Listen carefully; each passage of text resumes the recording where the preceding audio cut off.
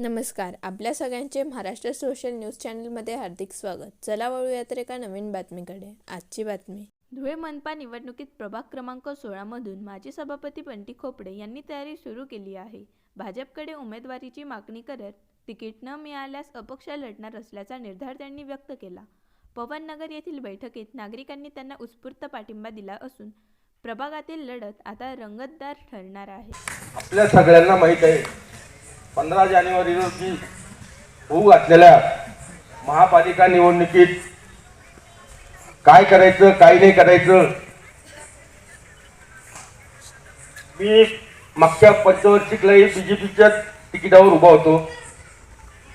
मी महाराष्ट्राचे लाडके मुख्यमंत्री देवेंद्र भाऊ फडणवीस आपले धुळ्याचे पालकमंत्री त्यावेळेस गिरीश भाऊ महाजन, आताचे पालकमंत्री जयकुमार भाऊ रावल व आमदार अनुप भाऊ अग्रवाल, मी आताही त्यांच्या मार्गदर्शनात तिकीट घेऊन लढायला तयार आहे. अजून आतापर्यंत कोणाचंही तिकिटाचं काही फायनल झालेलं नाही आहे. आता जे वावड्या उठताय की बघ याचं तिकीट कट, त्याचं तिकीट कट, याचं तिकीट दिलं, हे असं अजून कुठंच काही झालेलं नाही आहे.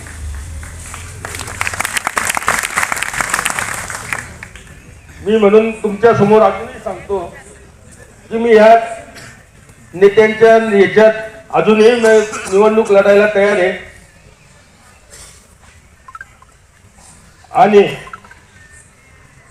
तुमची जर साथ ही बघून सनी ते जर नाही झालं तर मग अपक्षही लढायला तयार आहे.